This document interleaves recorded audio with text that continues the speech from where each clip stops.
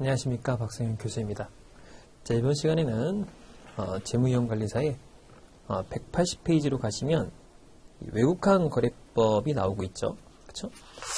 자, 요 내용이 굉장히 내용이 복잡한 내용인데 교재에서 보면 내용이 되게 작죠. 짧은데 읽어보면은 도대체 뭔 소리인지 알 수가 없어요. 왜냐하면은 압축된 내용으로 작성을 하다 보니까 다들 힘들어하시는 파트입니다. 그래서 제가 설명을 좀 해드려야 됩니다. 그러니까 부연 설명이 없으면 도대체 이게 왜 필요한지 또는 이 거래를 왜 해야 되는지를 전혀 알 수가 없어요. 그래서 설명을 좀 자세히 드리도록 하겠습니다. 그래서 이 부연 설명이 많다 생각하시면 됩니다. 한 단락 한 단락이 사실 굉장히 큰 의미를 갖고 있는 거예요. 자, 봅시다. 이 첫 번째 180페이지에 외국환 거래법이라고 나오죠. 외국환 거래법. 자, 외국환 거래법은 거래법도 있고 시행령도 있고 세칙도 있고 굉장히 다양합니다. 그래서 시행령, 규정, 그리고 취급, 세칙 이렇게 나누어져요. 이게 이제 어떻게 보면 가장 앞단에 있는 법이고, 그 다음에 이제 시행령, 명이 있고 시행 규칙이 있어요. 그러니까 일반법과 특별법의 관계다라고 생각하면 되겠죠. 자, 그래서 요 시행 규칙을 우리는 이제 업무 취급 지침이라고 그래요. 업무 취급 세칙 뭐 이렇게 부릅니다. 그래서 업무 취급에 관련된, 그러니까 업무에 관련된 그런 지침이다 라는 거기 때문에 이 교재도 그렇고 원래 외국환 거래법을 하려면 이 세 개를 연동해서 봐야 됩니다. 한 개만 공부해서는 알 수가 없어요. 그래서 이 세 개가 같이 이렇게 어우러져서 이렇게 하게 됩니다. 자, 그 다음에 취급 세칙도 있고요. 자, 판례와 같은 그런 감독 규정 뭐 이런 게 있어요. 그러니까 이런 것들을 다 짜집기를 통해서 공부를 하면 이 외국환 거래법을 할 수 있느냐? 안 됩니다. 이렇게 해도 몰라요. 왜냐하면은 우리가 이제 외국환 거래라는 건 우리나라와 다른 나라와의 거래 관계죠. 그죠? 근데 우리나라 법이야 정할 수 있다고 치지만 해외에 있는 법들은 다르죠. 나라가 뭐 수백 개인데 그걸 갖다 어떻게 이렇게 다 관리를 하겠습니까? 그러니까 항상 질의를 통해서 하게 됩니다. 그러면 질의라는 건 이런 거죠. 외국환 은행에서만 해야 되는 업무가 있고요. 한국은행을 통해서 해야 되는 업무가 있고 기재부를 통해서 해야 되는 업무가 있어요. 그럼 각각 그곳에 질의를 통해서 해야 됩니다. 그러니까 사실상 모든 업무를 여기 나와 있는 짧은 이 내용을 할 수 있느냐? 그렇진 않아요. 근데 우리 이제 시험의 목적이기 때문에 시험 목적상 답을 맞추는 게 목적이겠죠. 그럼 여러분들이 이 책을 읽고 문제를 보면 맞출 수 있느냐? 굉장히 맞출 확률이 떨어집니다. 왜냐? 도대체 뭔 말인지 알 수가 없어요. 그래서 그 설명을 해야 됩니다. 자, 외국환은 외국 돈이죠. 그죠? 외국 돈을 관리하는 거예요. 근데 원래 이제 관리법이었어요. 외국환 관리법. 한마디로 뭐죠? 관리하겠다 이거죠. 그래서 우리가 이제 무역 자유 또는 해외여행 자유 뭐 여러 가지 이 자유화를 통해서 관리가 거래로 바뀐 겁니다. 그런데 참고로 외국 돈, 특히 외국 돈이라는 건 이제 국제 통화고 그 중에서 이제 달러를 보통 기축 통화라고 하니까 달러를 중심으로 말씀드리면 달러를 내가 원하는 만큼 살 수 있는 나라. 참고로 우리나라는 원하는 만큼 살 수 있어요. 그런 나라는 전 세계에 몇 나라가 없습니다. 그 이유는 첫 번째는 자국 통화가 확실히 신뢰도가 높아야 돼요. 신뢰도가 높아야 됩니다. 우리나라 통화를 쓰든 뭐 달러를 쓰든 우리나라에서 별로 이렇게 의미가 없는 거죠. 우리나라 달러로 쓰나요? 다 원화로 쓰죠. 근데 해외에 뭐 엘살바도르 뭐 이런 데는 뭐 비트코인 한다고 하지 않습니까? 북한도 북한 돈 잘 안 믿어요. 달러 거래하는 걸 더 선호합니다. 그러니까 자국 통화의 신뢰도가 떨어지는 터키도 그렇죠. 자국 통화의 가치가 하루에도 막 몇십 %씩 변하는 이런 나라들은 달러나 유로나 이렇게 해외 통화를, 그러니까 좀 더 신뢰도가 있는 통화를 거래하길 원하지 자국 통화를 원하지 않습니다. 그러니까 사람들이 다 뭘 가지려고 그래요? 달러를 가지려고 하고 자국 통화는 자꾸 버리는 거예요. 버린다기보다는 이렇게 선호하지 않는 거죠. 그럼 서로 사람들이 달러를 원하면 달러 가격이 오를 테고 환율이 굉장히 높아지겠죠. 그러니까 통제를 해야 돼요. 그래서 우리나라처럼 쉽게 이렇게 달러를 살 수 있는 나라가 흔하지 않다 이렇게 생각하시면 됩니다. 그 예전에 그리스에서 이 그리스에 뭐 금융위기가 온다 이러면서 2013년도인가 14년도에 그리스에서 이제 이 뱅크럽이 발생하니까 은행에서 뺄 수 있는 돈을 제한한 거예요. 하루에 뭐 100달러, 200유로, 300유로 이런 식으로. 그만큼 환율 변동이 생기면 나라의 경제가 흔들리기 때문에 통제를 합니다. 그래서 우리나라 같은 그런 나라를 제외하고는 다 관리를 해요. 외국환 관리는 외국환 관리법이라고 하는 게 먼저 있었고 거래법인데 거래법이 되는 나라가 그렇게 많지는 않습니다. 다 관리를 해요, 관리. 근데 우리나라도 예전에는 못 먹고 못 살 때죠. 그럴 때는 관리법이었다가 지금 그냥 거래를 자유롭게 해준다. 자유롭냐? 절대 자유롭지 않죠. 이 안에 통제를 하게 돼 있어요, 통제.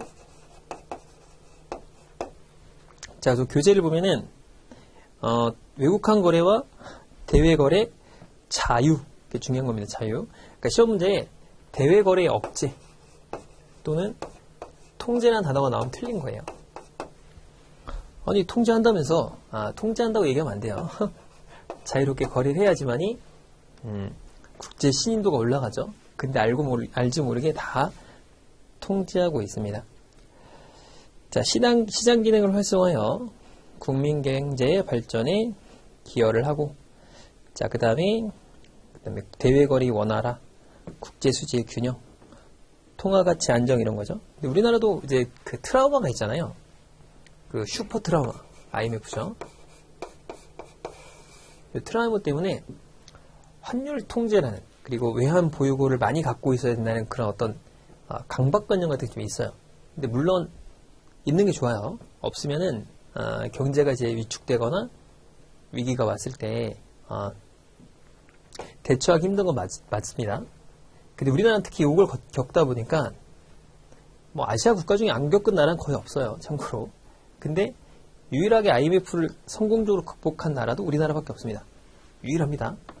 자, 그런데 이것 때문에라도 우리나라는 이 외환 보유고를 최대한 많이 갖고 있으려고 그래요. 근데 이제 외환 보유고를 많이 갖고 있으면 비용이 좀 많이 나오긴 하는데 올해 2022년도부터 1월 달에 수출보다 수입이 더 많았습니다. 그러니까 적자가 생겼어요. 그러니까 요 근래 들어서 최초인데 코로나 사태 나고서 계속 수출도 증가하고 수입도 증가하는데 수입 증가량이 수출 증가량보다 늘어났습니다. 훨씬 더. 그러니까 이제 보유고가 빠지겠죠. 근데 이제 2022년도에 됐을 때 중국과 미국의 이 경제 성장률이 낮을 거로 예상하고 있어요. 수출이 안 되겠죠. 수입은 더 늘어날 겁니다. 왜냐하면 이제 물가가 올라가니까 수입은 더 늘어날 거예요. 그럼 외환 보유가 빠지겠죠. 상대적으로 환율이 올라갈 가능성이 높아요. 그렇기 때문에 관리를 좀 잘해야 된다. 그렇죠? 그래서 이제 이 규제의 내용들을 우리 뭐 시험에는 안 나오지만 쭉 풀어줘요. 원래 쭉 풀어주는 쪽으로 쭉 갑니다. 그러니까 외환 보유가 늘어나면 좀 풀어요. 그러다가 2008년도에 서브프라임 모기 사태가 있었죠. 그때 이명박 정부였는데 그때 당시 다시 쪼입니다. 그래서 엄청나게 규제를 또 많이 해요. 그러니까 여러 가지 규제를 하다가 지금 점점 외환 보유가 늘어나니까 좀 이렇게 풀고 있는 추세입니다. 풀고 있는 추세고, 만약 2022년도에 뭔가 사태가 난다, 또는 세계 경제 위기가 왔다, 그럼 또 쪼여요. 그럼 어떤 일이 생기냐? 여러분이 배웠던 게 이제 새로 다 바뀝니다. 다시 암기를 해야 돼요. 그렇기 때문에 오래 따는 게 좋아요. 한 방에 따는 게 좋습니다, 이게. 그래서 2번 공부할수록 힘들다.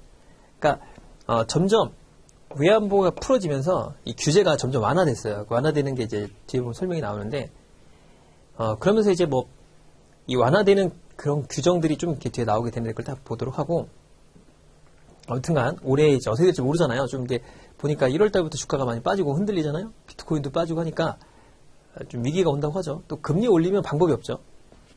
금리 올린다고 하니까 자, 올해 따자라는 겁니다. 그러니까 올해의 교재가 거의 바뀌진 않았어요. 참고로. 그래 올해 따는 게 좋습니다. 자, 그 다음에 그 밑에 보면 그러면 도대체 이 통제를 한다고 했잖아요. 그러니까 외환 당국은 보통 외국환 관리는 누가 할까요? 최고 윗단계인 기재부부터 시작해서 합니다. 기재부, 한국은행, 외국환은행, 뭐 기타 기관들이 있어요. 기재부는 할 일이 많으니까 기재부는 굵직한 걸 보통 하고요. 보통 관리는 이제 환율 관리는 한국은행에서 합니다. 근데 한국은행에서 이 환율을 개입한다.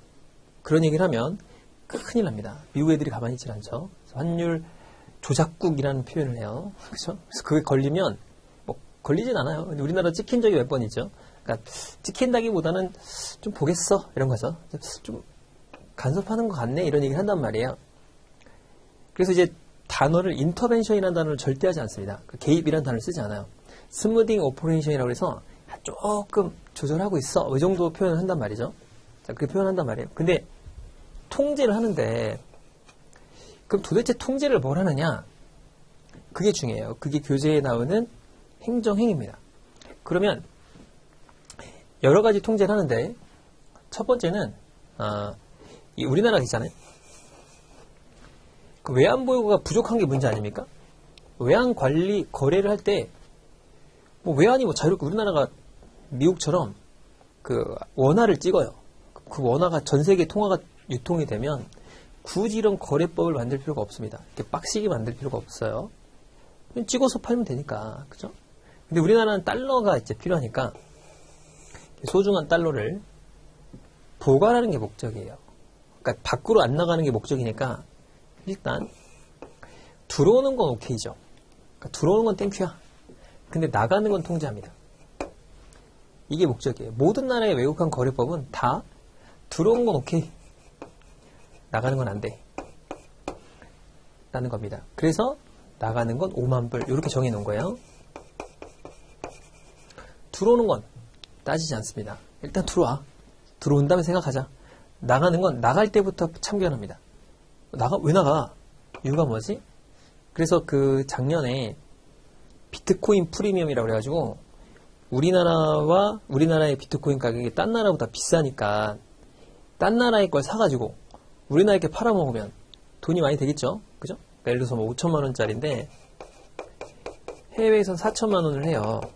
그럼 이걸 사서 우리나라에 팔면 1천만 원을 벌겠죠? 이렇게 해서 한 200억 벌었다는 거 아닙니까? 중국 애들이? 근데 문제가 뭐냐면 우리나라 돈을 이쪽으로 보내요. 4천만 원을. 그래서 하나를 삽니다. 1코인을 사서.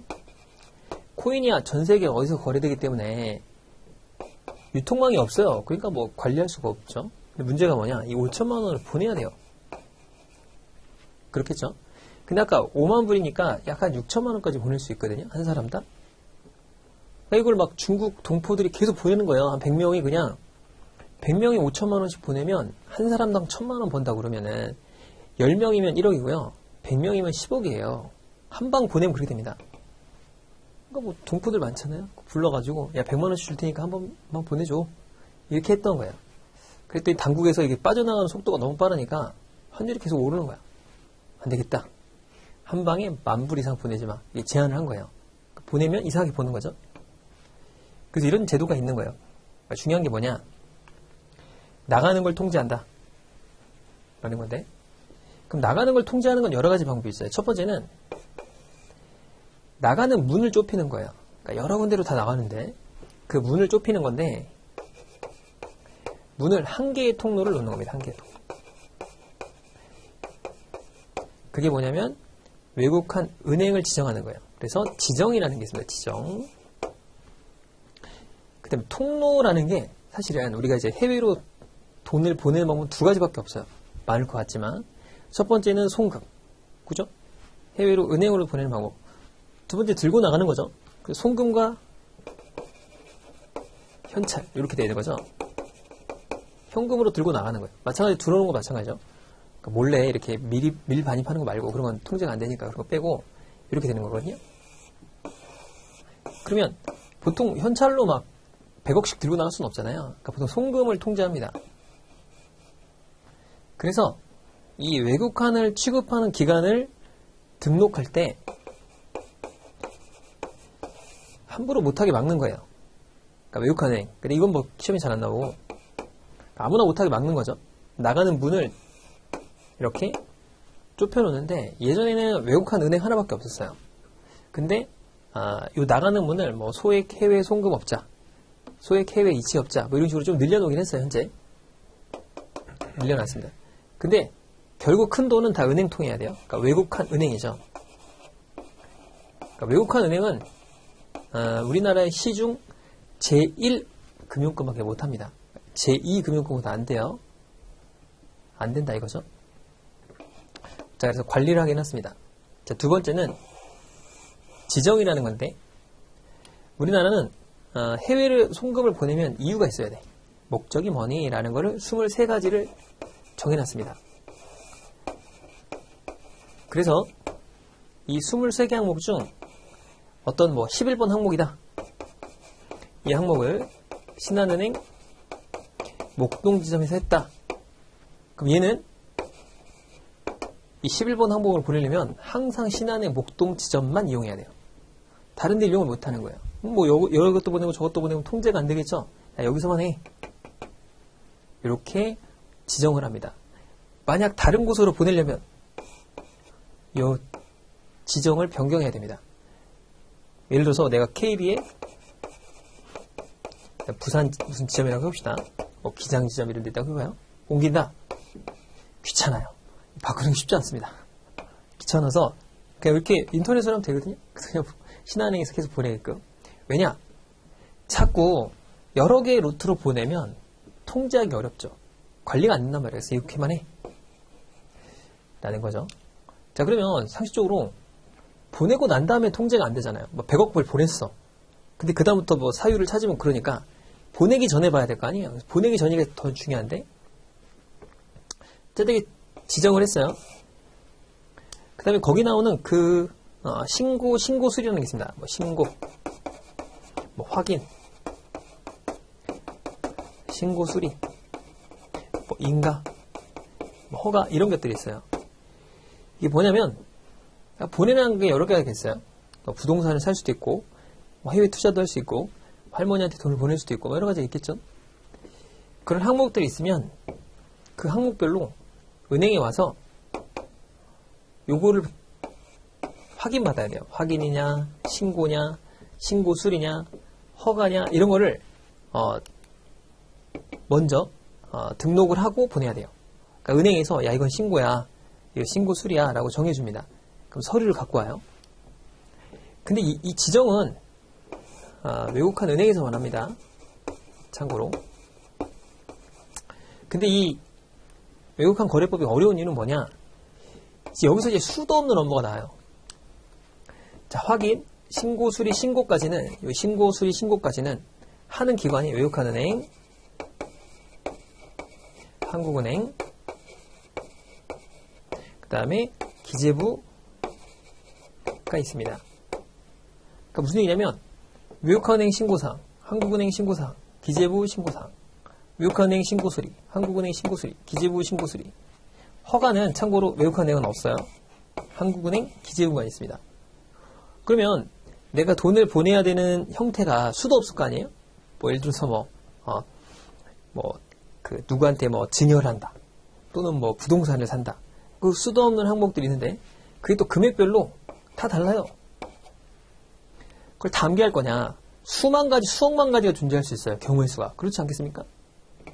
다 암기하는 건 의미가 없고요.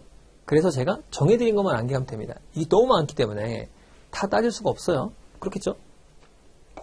자, 그 다음에 얘가 아까 말했듯이 송금으로 보낼 수도 있고요. 이걸 휴대 수입이라고 하거든요. 휴대 수입, 휴대 수출 이렇게 부릅니다. 송금 형태가 다르고 그 다음에 휴대 수입 형태가 달라요. 또 달라지죠. 또 갈라지는 게 뭐냐면 이게 두 가지가 있다고 쳐봅시다.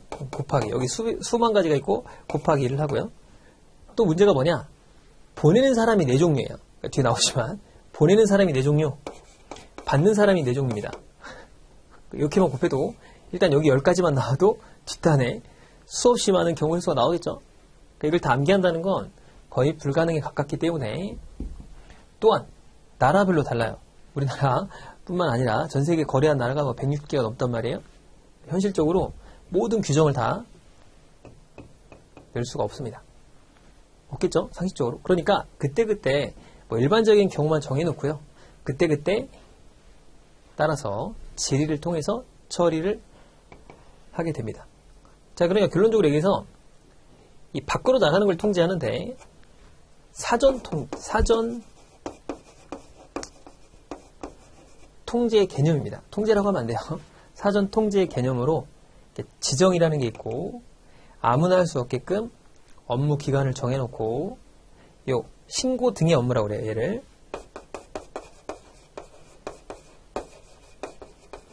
업무라고 합니다. 이런 거 할 때 쉽게 못해요. 서류 같은 거를 엄청나게 갖고 와야 됩니다. 이만큼씩 갖고 와요. 그래서 하게끔 하는 거죠. 자, 이러면 끝나냐? 끝이 아니야. 또 이렇게 끝나는 게 아니고 나중에 이제 사후 관리도 합니다. 사후 관리를 하게 돼요. 그러니까 대표적인 게 이런 겁니다. 우리가 경상거래 같은 게 있고 자본거래가 있어요. 그러니까 업무를 처리할 때 경상거래냐 자본거래냐. 그러니까 대표적으로 경상거래는 수출 수입이죠. 그 다음에 뭐 물건 사는 거 있죠.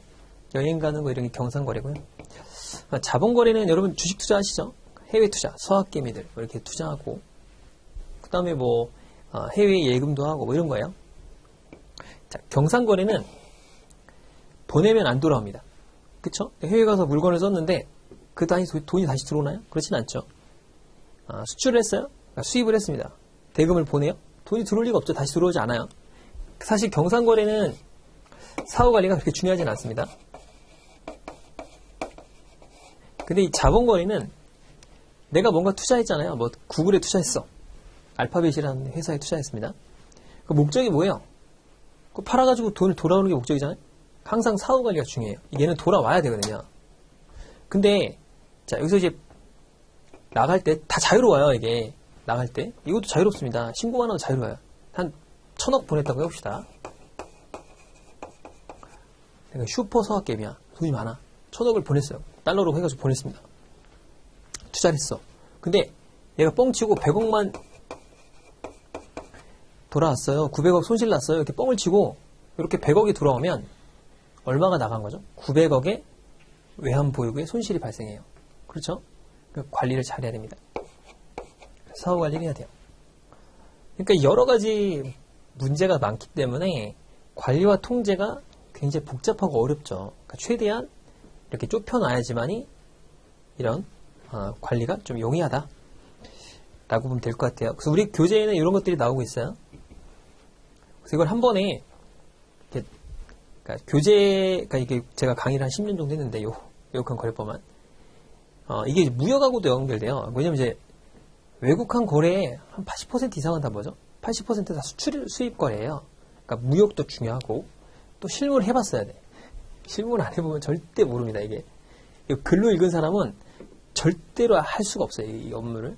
또한 업무 처리도 해보고 있는 사람이 국내에 저밖에 없습니다. 그래서 저한테 설명 듣는 게 가장 쉬워요. 그리고 어렵게 설명하지 않습니다. 뭐 이해 못하는 건 없죠. 그죠? 근데 이제 용어가 어려우니까 여기 나와 있는 단어가 어려워요. 그래서 단어를 해석할 때 어떻게 해석하느냐를 설명해 드리도록 하겠습니다. 중요한 게 이런 거다. 흐름을 좀 이해하는 게 좋겠죠? 자, 180페이지의 그 행정행위를 보게 되면, 자, 대외거래 제한을 위해, 제한이라는 표현을 하죠.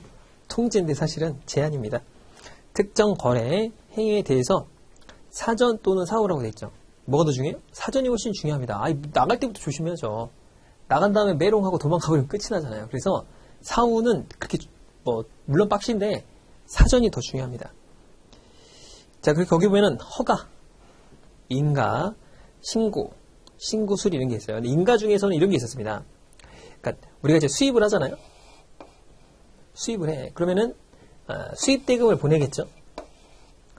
수입 대금을 보내는데 물건을 안 받아요. 그럼 문제가 생기겠죠. 외화의 반출이니까. 두 번째는 수출을 합니다. 근데 대금을 나중에 받는 거예요. 보통 수출 대금은 나중에 주거든요.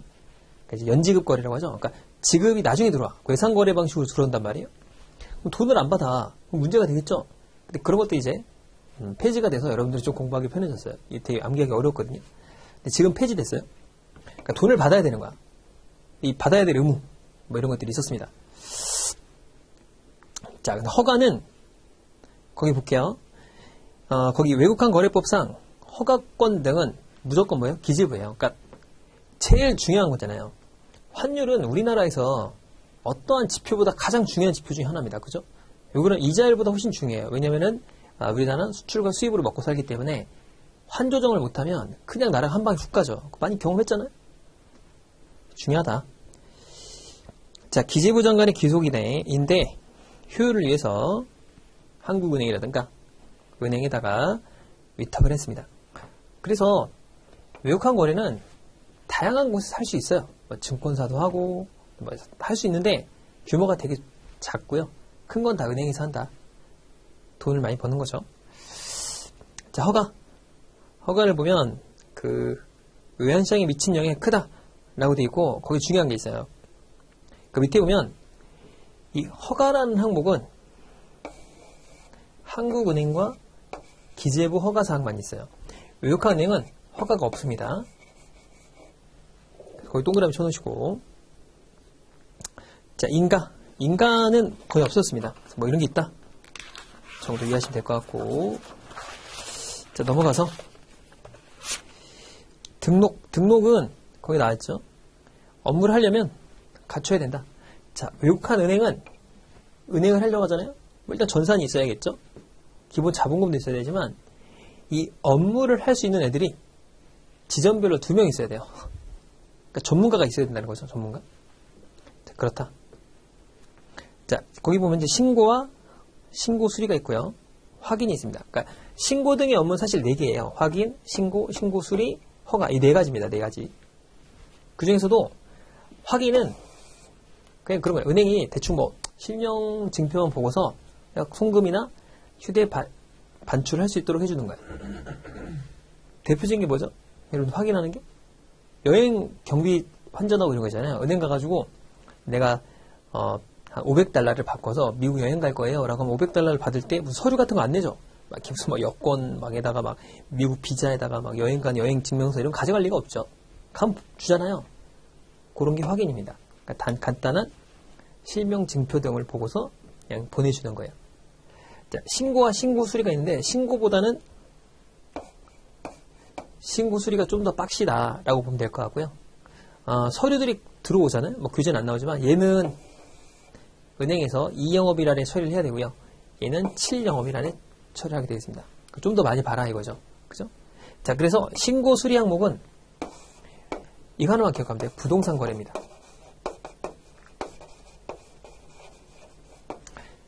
외국환 은행의 부동산 거래가 있고요. 한국은행의 부동산 거래가 있어요. 그러니까 신고해야 될 의무가 있는데 그거는 신고 수리 항목입니다. 이건 암기를 해놓으세요. 어차피 뒤에 나오긴 하는데 미리미리 이렇게 정리를 해놓으면 좋겠죠. 나머지는 대부분 다 신고사항이라고 보면 좋아요. 그러니까 신고사항이다. 왜냐면 허가는 없으니까. 그러면은 상식적으로 기재부도 바쁘고 한국은행도 바쁘잖아요. 그러니까 대부분의 업무는 그러니까 외국환 은행 쪽으로 다 밀어놨어요.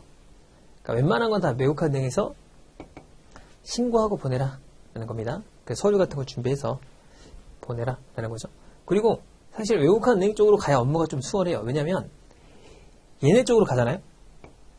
그럼 다 안 해줘요. 거의 다. 특별한 사유가 없는 안 해주는 거죠. 왜냐? 돈 나가는 거니까. 그 금액이 클 거 아니에요? 얘네들 가면? 잘 안 해줍니다. 근데 외국환 은행은 이게 보내면 돈이에요. 은행 입장에서. 환전 수수료도 먹고 뭐 여러 가지 먹으니까. 그래서 얘네들은 웬만하면 해주려고 하고 얘는 또 웬만하면 안 해주려고 하니까 규모를 낮추거나 금액을 줄여서 이쪽으로 가서 처리하는 게 뭐 업무 노하우다라고 생각을 좀 하면 좋을 것 같아요. 그럼 은행원 입장에서 어떻게 되죠? 최대한 이쪽으로 유도를 해서 좀 더 외국환 은행 쪽에서 업무를 볼 수 있게끔 하는 거죠. 이건 편법이 아니고요. 규정상에 나와 있는 거기 때문에 합법적인 거래입니다. 자, 그 다음에 보고를 합니다. 보고는 시도 때도 없이 해요. 사전, 사후 뭐 계속 보고합니다. 자, 그렇게 생각하면 돼요.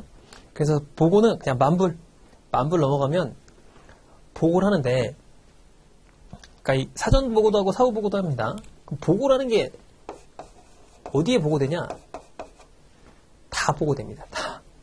관세청, 국세청, 그 다음에 뭐 국세청, 그 다음에 관세청, 그 다음에 경찰청, 검찰청, 뭐 금융정보분석원 다 들어가요. 왜냐하면은 일단 그 해외로 왜 돈을 빼돌리죠? 그러니까 이게 국세청이나 관세청이나 이런 들어간 이유가 뭐냐면 관세청은 관세를 좀 줄이려고 하는 거거든요. 관세가 대략 몇 %냐? 8%예요. 8%. 그러니까 내가 수입을 하잖아요. 수입을 하면 부가세가 10% 나오죠. 거기에 8%가 나옵니다. 그러니까 8% 붙고 거기에 10%가 부가세로 붙어요. 그래서 부가세가 한 8% 붙으니까 10.8 땡땡%입니다.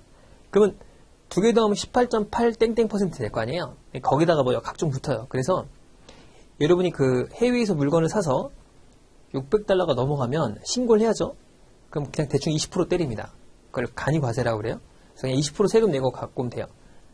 해외 나가서 내가 사랑하는 내 여자친구를 위해서 에르메스 백 5천만 원짜리 사왔다. 20% 1,000만 원 딱 내고 갖고 들어오시면 됩니다. 깔끔해요. 그럼 이 앞에 있는 세관이 이렇게 박수를 쳐줘요. 너무 성실하신 분이다. 이렇게 합니다. 20% 내면 돼요. 상식적으로 생각해서 내가 1,000억을 수입을 했어요. 80억이 세금이거든요. 관세만.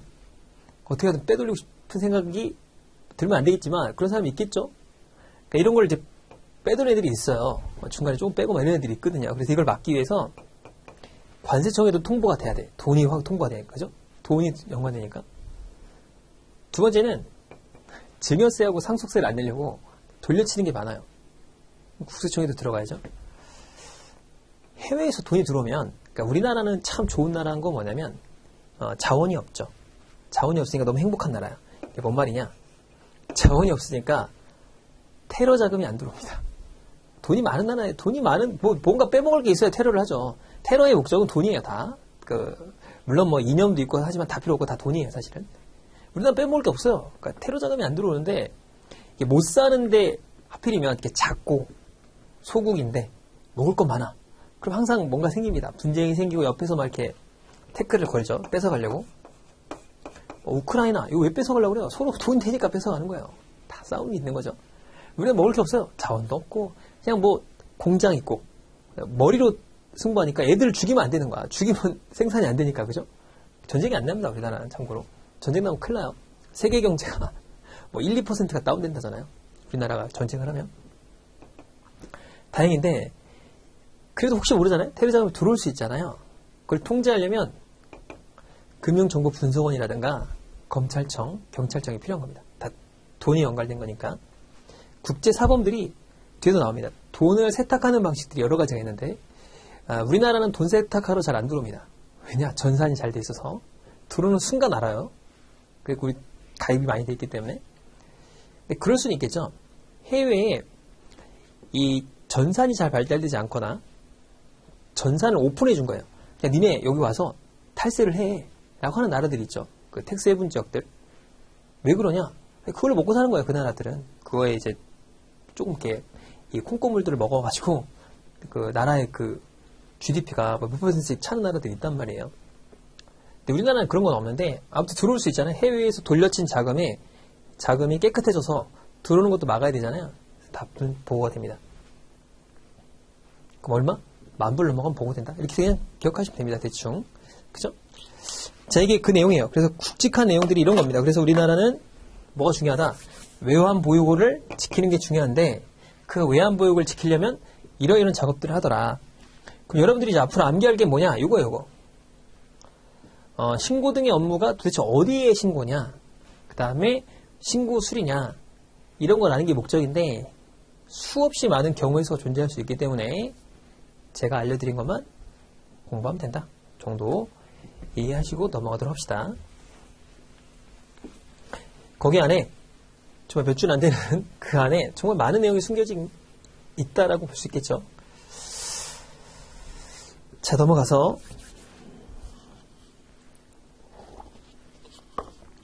자, 그러면 이 적용 대상이 있는데요. 적용 대상을 우리는 분류를 해봅니다. 뭘로 분류하냐면 인적 대상과 물적 대상으로 보통 분류를 해요. 근데 이거 시험에 잘 나오니까 반드시 암기를 하셔야 됩니다. 자, 암기를 하기보다는 좀 기억을 해놔야 돼요. 일단은 외국환을 거래하는 대상자가 누구냐가 중요해요. 그리고 왜 중요하냐가 중요하죠. 왜 분류하냐 이거죠. 굳이 분류해서 무슨 실익이 있길래 이걸 분류하냐 이거죠. 첫 번째는 이 거주자가 있어요. 자, 그리고 비거주자가 있습니다. 자, 그 다음에 국민인 사람이 있고, 자, 그 다음에 외국인이 있어요. 그럼 이제 네 가지로 분류가 된다는 거 아니겠습니까? 이렇게, 그쵸? 이렇게 분류를 합니다. 그럼 왜 분류하냐 이거죠. 도대체 이걸 왜 분류하냐? 이거는 아까의 연속사상인데 자금 흐름의 통제입니다. 이게 목적이에요. 이게 목적. 그러니까 돈을 나가고 들어오는 걸 통제하려고 하는 거예요. 근데 뭐하러 다루냐 이거죠. 예를 들어서 우리나라 사람들이 자국에서 이렇게 알콩달콩 모은 돈이 있어요. 뭐 수출을 했건 제가 또 미국 가서 맥도날드에서 알바를 했다고 해봅시다. 돈을 보내줬겠죠? 그런 알콩달콩 모인 그런 외환 보유고를 밖으로 나가는 걸 통제한다고 그랬죠? 통제를 합니다. 그런데 이런 경우가 있어요. 외국인이 우리나라에 들어와서 돈을 써요. 예를 들어서 뭐 브래드 피트 씨가 우리나라로 옵니다. 그래서 한 10억 정도 들고 들어왔어요. 100만 불 정도를 들고 들어왔다 해봅시다. 그쵸? 땡큐죠? 들어와서 쓴다는데 완전 땡큐예요. 우리나라 들어오니까. 들어와봤더니 떡볶이가 맛있다더니 맛이 없는 거야. 그래가지고 돌아간대. 그래서 10달러만 쓰고 돌아갑니다. 그러면 이 돈을 아니 브래드 피트 씨가 왔다가 쓰지 않고 돌아간 돈이니까 나가게 해줘야 될까요? 당연히 나가게 해줘야 되죠. 근데 야, 안 돼. 들어오는 거는 되는데 나가는 건 안 돼.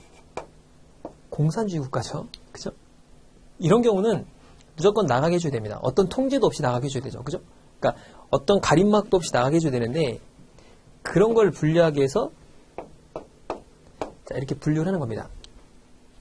근데 목적은 휴대 수입 수출은 금액이 그리 크지 않죠. 그죠? 뭐가 크다고 그랬죠? 송금이 큽니다. 송금. 그러면 그 송금된 자금의 원천을 파악하기 위해서 사실은 분류를 하는 거예요. 그러면 송금은 어디로 들어와요? 통장으로 들어오겠죠. 그리고 우리 이제 계정이라고 합니다. 계정. 뒤에 나와요. 이 계정을 분류하기 위해서. 사실 통장 분류라고 생각하시면 돼요. 좀 어렵게 생각하면은 통장이랑 좀 다른데 어쨌든 통장의 형태를 정하기 위해서 이렇게 4개로 정하는 겁니다. 이해하셨죠? 그러니까 세법하고는 달라요. 세법의 거주자와 비거주자는 뭐가 목적이죠? 세금 많이 걷는 게 목적이에요. 세금을 거둘 때 거주자냐, 종합과세, 비거주자냐, 분리과세 이렇게 선택하게 되어 있거든요. 그게 아닙니다. 얘는 외국환 거래법상의 얘네들의 취지는 그게 아니야. 얘네들은 요 계정 분류입니다. 자, 그건 뒤에 나오니까 보도록 하고요. 얘네들을 어떻게 분류하냐 이거죠. 대표적으로 우린 다 뭐죠? 우린 여기죠. 여기에 그죠? 국민인 거주자예요. 외국인 거주자는 우리나라에 외국인들이 들어오는 거잖아요. 그래서 6개월입니다. 6개월. 이렇게 기억하시면 돼요. 그러니까 외국인들이 우리나라에 들어와서 6개월 동안 있으면 거주자가 돼요. 그것도 국민은 아니죠. 그 외국인 거주자가 국민인 거주자가 되는 경우가 뭐가 있죠? 귀하밖에 없습니다. 귀하. 귀하하면 되겠죠? 귀하 시험 더럽게 빡칩니다. 아무나 안 해줘요. 절대 우리나라에서 안 해줍니다. 우리나라가 귀하하기 힘든 나라 중에 하나예요. 대표적으로 뭐 1등부터 10등 하면 우리나라가 거기 안에 다 들어갑니다. 그 누구죠? 누구였죠? 일본인 중에 한 명, 뭐, 스케이트 선수랑 결혼한 그 남자분이잖아요. 그분도 귀화 시험 맨날 떨어져요. 되게 어렵습니다. 자, 국민인 비거주자는 우리나라 사람인데 해외로 나간 거예요. 그 대표적인 게 뭐가 있냐? 영주권자예요. 그러니까 우리나라가 해외로 나가서 있으면 됩니다. 그 다음에 2년 이상 거주하면 돼요. 2년 이상 해외에 나가서 살잖아요. 그러면은 장기 체류자라고 그래요. 얘네들을 우리가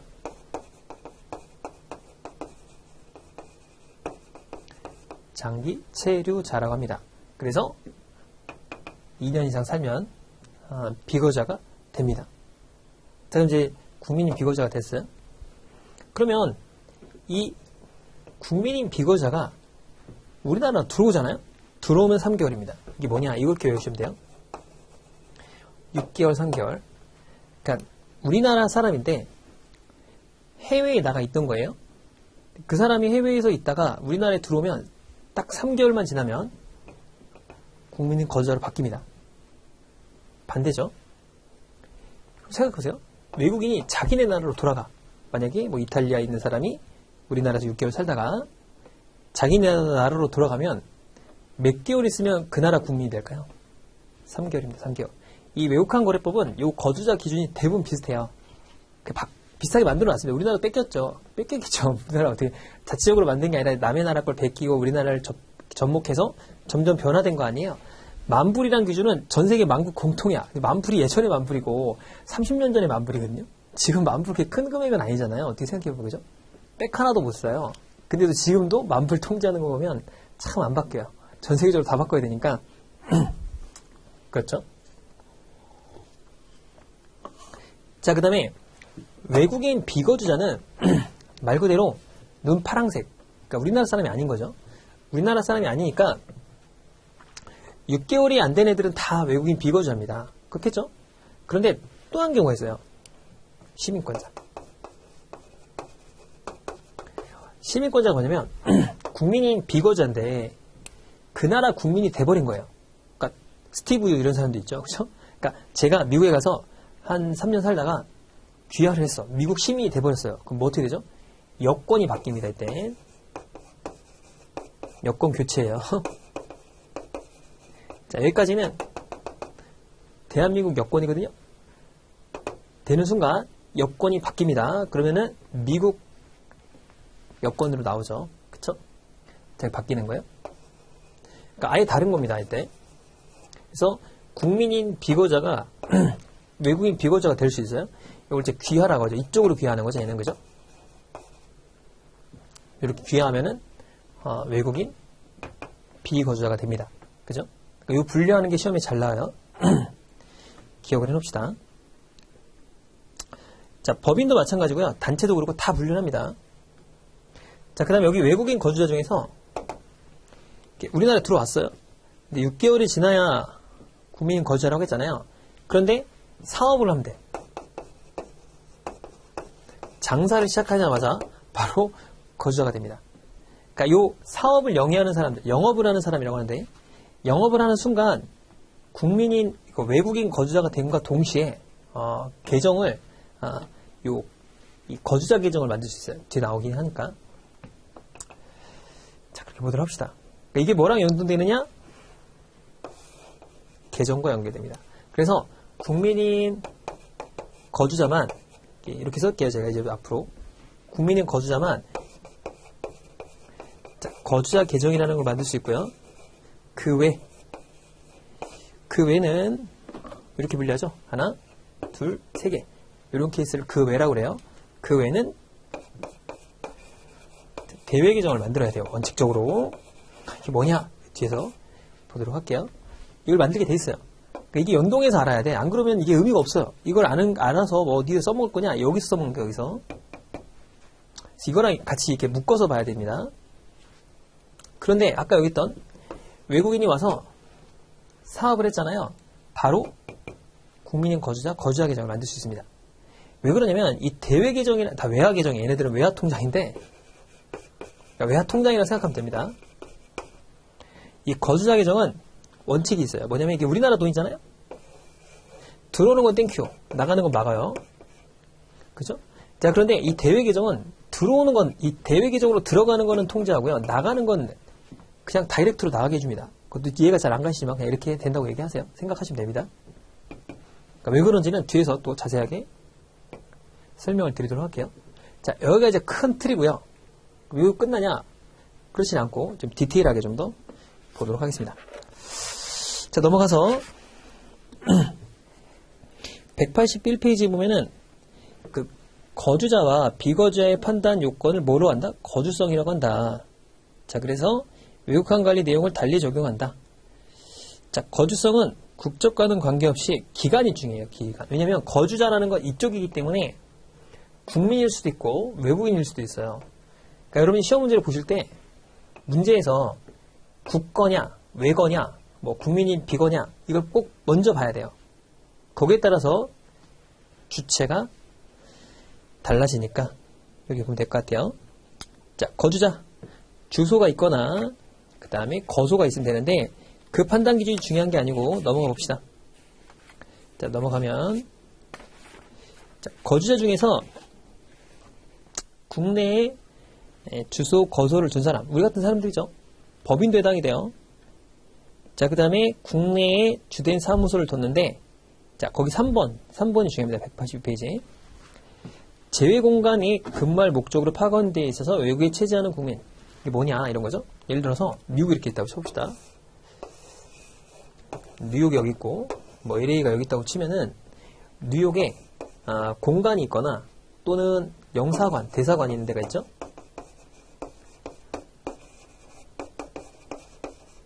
그러니까 대사가 파견된 거. 대사가 파견된 나라는 그렇게 많진 않아요. 그러니까 뭐 미국, 중국 뭐 이렇게 큰 나라들 제외하고는 대사가 잘 안 가고요. 영사만 있습니다. 영사. 영사는 보통 여권 같은 업무를 해주는 거거든요. 가서 영사 이렇게 여권 업무하고 뭐 이런 게 영사관이에요. 대사관이 보통 있는 나라는 큰 나라죠. 그럼 대사관을 딱 보면은 대사관은 문이 뭐 이렇게 하고 대한민국 육군들이 이렇게 지키고 있잖아요. 우리나라 땅이에요. 우리나라 땅 여기는. 이걸 치외 법권지역이라고 하죠. 그죠? 그러니까 여기서 근무하는 사람들은 천년만년 근무해도 우리나라 땅에 있는 거예요. 그게 뭐예요? 외국에 나가 있는 게 아닙니다. 그러니까 얘는 국민인 거주자인 거예요. 아무리 해외에 있어도. 그래서 국민인 거주자. 그게 그 뜻입니다. 제외 공간 및 이에 근무할 목적으로 파견되고. 그럼 역으로 생각하면 우리나라에 있는 미군 부대 있잖아요. 그러니까 예전에 용산에 있었잖아요. 엄청 큽니다. 참고로 작지 않아요. 그 안에 드래곤 호텔, 뭐 용 호텔이라고 하나요? 뭐 호텔도 있어요. 호텔도 있고, 뭐 스타벅스도 있고, 뭐 다 있습니다. 미국 사람들이 살아요. 거기 들어가려면 비자 있어야 돼요. 미국 비자 있어야 들어가잖아요. 비자, 그죠? 참고로 거주민하고 같이 들어가잖아요. 한 명까지 같이 들어갈 수 있어요. 비자 없이. 비자 받으려면 엄청 시간 많이 걸리잖아요. 그죠? 자, 그래서 이 지역을 생각해보면 미군 부대는 그럼 이거 어디 땅이죠? 미국 땅이에요. 우리나라에 이렇게 있지만 이거 미국 땅이야.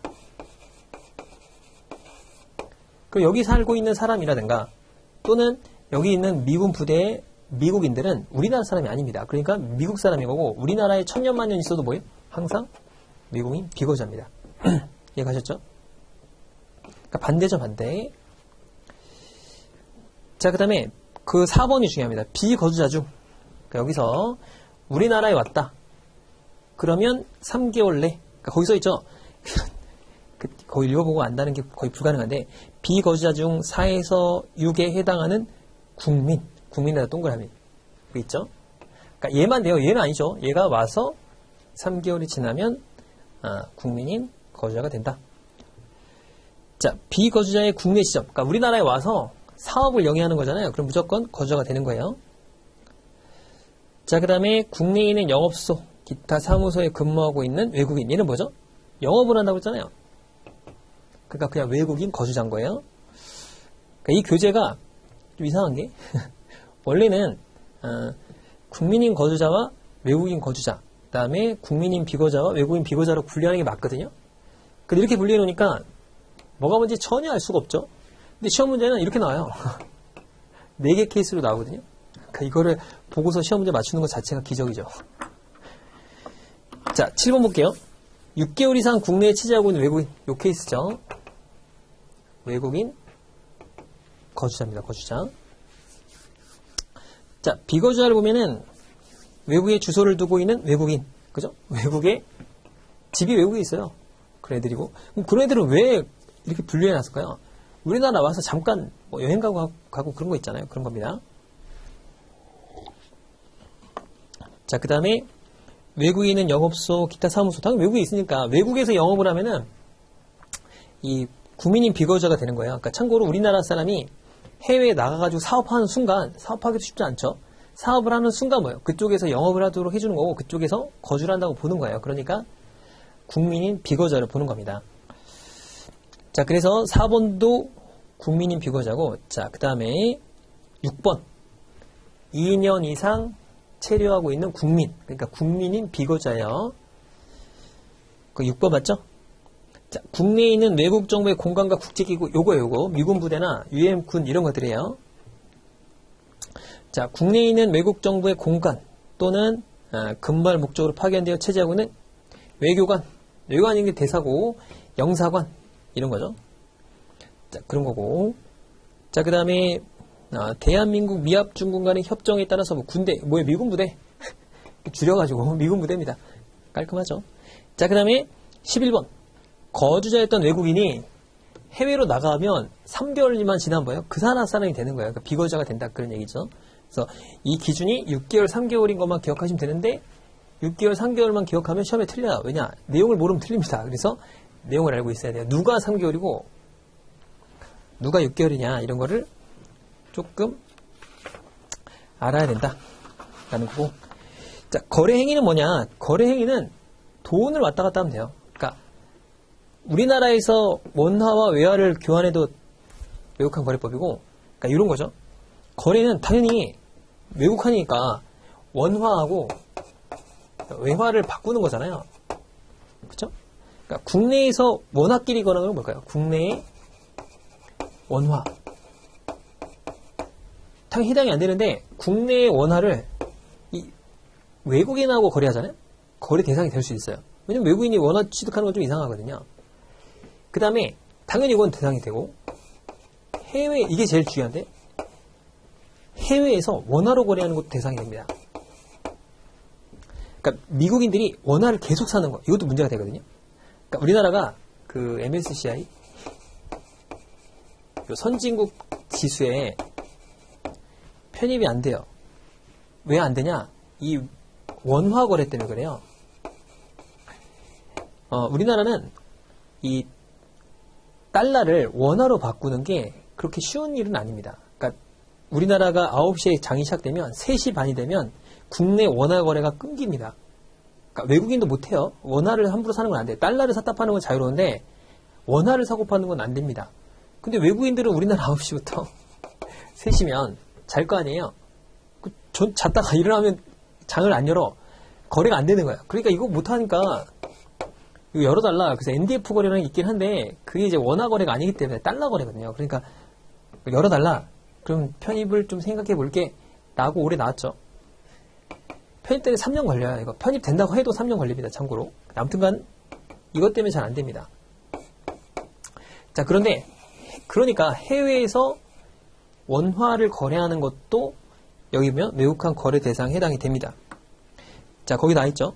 비거주자 간에 대한민국 통화로 지급받으면 안 됩니다. 이해가셨죠? 자, 기타 거래, 지급 수령 이런 것도 안 된다. 자, 이건 별로 중요한 건 아닙니다. 그러니까 뭐 거래 행위 자체는 그렇게 중요하지 않아요. 다 안 된다. 관리해야 되니까. 그래서 이렇게 보면 될 것 같고요. 자, 이번 시간 여기까지 하고요. 다음 시간에는 그 물적 대상이 있어요. 이것도 시험이 잘 나와요. 그러니까 이거 하나, 물적 대상 하나, 뭐 이렇게 생각하시면 될 것 같아요. 다음 시간에 보도록 하죠. 수고 많으셨습니다.